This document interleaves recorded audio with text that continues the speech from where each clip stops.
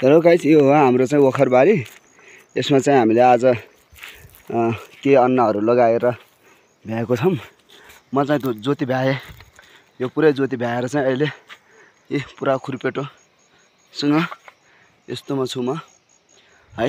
यसरी चाहिँ छ हाम्रो अपडेट।